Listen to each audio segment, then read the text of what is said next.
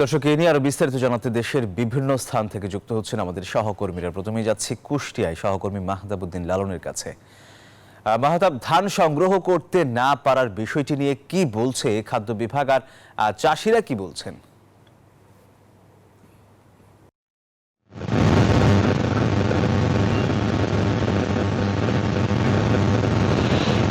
সোহাগ, আপনি এখন এই মুহূর্তে রয়েছে কুষ্টিয়ার জগতী খাদ্য গুদামে। আমি এই খাদ্য গুদামের চিত্রটি যদি আপনাকে একটু বলি, সেটি হচ্ছে যে এই খাদ্য গুদামে কিন্তু 1 কেজি ধানও কিন্তু সংগ্রহ করতে পারিনি খাদ্য বিভাগ।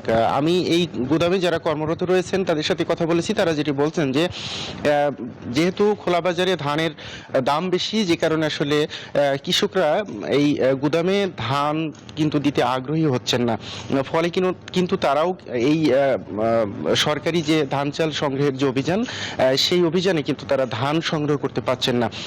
আমি জেলা খাদ্য নিয়ন্ত্রকের সাথে কথা বলেছি। জেলা খাদ্য নিয়ন্ত্রক যেটি বলছেন যে সরকার 34 টাকা প্রতি কেজি এবং 1320 টাকা প্রতি মনে যে ধানের দাম নির্ধারণ করেছে, সেই দামের চেয়ে কিন্তু খোলা বাজারে ধানের দাম বেশি। ফলে কৃষকরা কিন্তু খাদ্য গুদামে ধান দিতে আগ্রহী হচ্ছেন না, তারা খোলা বাজারেই কিন্তু ধান বিক্রি করছেন। তবে এই ধান সংগ্রহের জন্য আসলে খাদ্য বিভাগ কিন্তু বিভিন্নভাবে কিন্তু প্রচারণা চালিয়েছেন বলে তারা দাবি করছেন। তারপরও কিন্তু এই ধান সংগ্রহের যে অভিযান, সেটি কিন্তু আসলে কুষ্টিয়াতে একেবারেই ব্যর্থ। জেলা খাদ্য নিয়ন্ত্রক বলছেন জেলার 8টি খাদ্য গুদামে মাত্র 47 মেট্রিক টন ধান তারা সংগ্রহ করতে পেরেছেন, যেটি লক্ষ্যমাত্রার 1% মাত্র।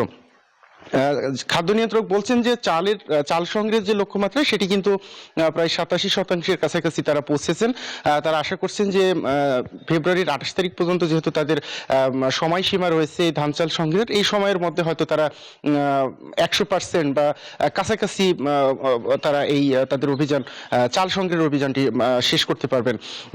জেলা খাদ্য নিয়ন্ত্রকের কাছে আমি জানতে চেয়েছিলাম যে আসলে ধান সংগ্রহ যেহেতু হচ্ছে না, সেই ক্ষেত্রে তারা এটি কিভাবে আসলে এটাকে সামঞ্জস্য করবেন। তারা বলছেন যে আসলে তারা এখনো নির্দেশনা পাননি তারা এটি কিভাবে সামঞ্জস্য করবেন। তবে তারা বলছেন যে আসলে ধান সংগ্রহ কুষ্টিয়াতে বরাবরের মতো কিন্তু গতবারও কিন্তু আসলে একই অবস্থা ছিল, এবারও একই চিত্র।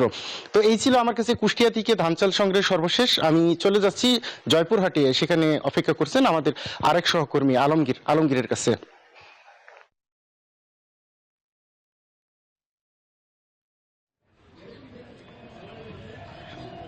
খাদ্যে উদ্বৃত্ত জয়পুরহাট জেলায় এবার রূপা আমন চাষ হয়েছে প্রায় 70,000 হেক্টর জমিতে, যা থেকে 4.25 লক্ষ টন ধান উৎপাদন হলেও জয়পুরহাটের খাদ্য গুদামগুলো কিন্তু এখনো ফাঁকা রয়েছে। সরকারিভাবে ধানের দাম 1320 টাকা মন বেঁধে দেওয়া হলেও বাজারে কিন্তু এখনো সেই ধান বিক্রি হচ্ছে 1400 থেকে 1420 টাকা দরে। আমি আজকে জয়পুরহাটের খেতলাল উপজেলার ইটাখোলা বাজারে বিক্রি করতে আসা কয়েকজন কৃষকের সাথে কথা বলেছি। তারা আমাকে বলেছেন এখনো ধান তারা 1420 টাকা বা 1400 টাকায় বিক্রি করছেন নগদ মূল্যে। তাদের অভিযোগ, খাদ্য গুদামে ধান বিক্রি করতে গেলে নানা জটিল, একে তো দাম কম, তার উপর নানা জটিলতার কারণে তারা কিন্তু মুখ ফিরে নিয়েছেন। তাদের একই কথা যে ধান বিক্রি করার সহজ কৌশল যদি সরকার নিতে পারে এবং ধানের দাম যদি বৃদ্ধি করতে পারে, তাহলে কেবল তারা খাদ্য গুদামে ধান বিক্রি করতে যাবেন। আমি কথা বলেছি জেলা খাদ্য কর্মকর্তার সাথে।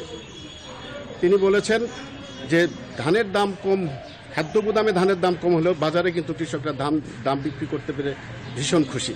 তারা এই জন্য এই দাম যেন আরও বৃদ্ধি করা আগামীতে করা যায় সেই ব্যবস্থা করবেন বলে তিনি জানিয়েছেন। আমি এখন ধানের আরও খবর জানতে আমি ফিরে যাব দিনাজপুরের সহকর্মী পলাশের কাছে।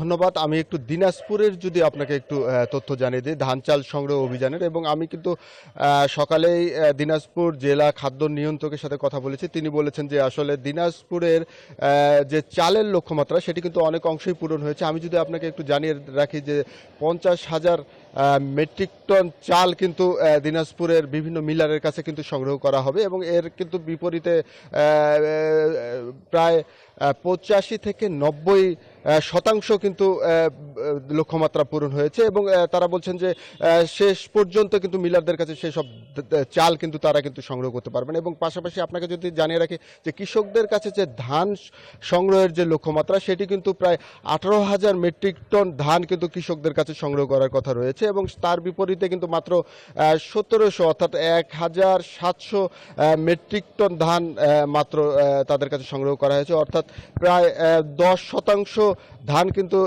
এর মধ্যে কিন্তু সংগ্রহ করতে পেরেছে। এবং কৃষক কিন্তু আসলে এই 33 টাকা দরে কিন্তু ধান সরকারি গোডাউনে দিতে চান না, তারা বাজারেই কিন্তু 34 থেকে 35 টাকা কেজি দরে কিন্তু তারা কিন্তু বিক্রি করছেন, যার কারণে কিন্তু বিভিন্ন ঝামেলার মধ্য দিয়ে কিন্তু এই সরকারি গোডাউনে তারা কিন্তু ধান কিন্তু তারা দিতে নারাজ, এমনটাই কিন্তু কৃষক জানিয়েছেন। আর কৃষি অফিস বলছেন যে আসলে কৃষি অফিস পাশাপাশি কিন্তু খাদ্য বিভাগ বলছেন যে ধানের যে দাম সেটি কিন্তু কৃষকদেরকে দেওয়ার জন্যই কিন্তু আসলে এই দামটা নির্ধারণ করা হয় এবং তাদের কিন্তু সেই লক্ষ্যমাত্রা অর্থাৎ 33 টাকার উপরে যে যারা কৃষক রয়েছে তারা কিন্তু বিক্রি করতে পারছে ধান, যার কারণে কিন্তু তারা বলছেন যে তাদের যে সেই যে আশা ছিল যে কৃষকদেরকে দাম দেওয়া হবে সেটি কিন্তু অনেক অংশেই পূরণ হয়েছে বলে কিন্তু খাদ্য অধিদপ্তর আমাকে জানিয়েছে। তো দিনাজপুর থেকে এই ছিল আমার কাছে ধান চাল সংগ্রহ নিয়ে সর্বশেষ।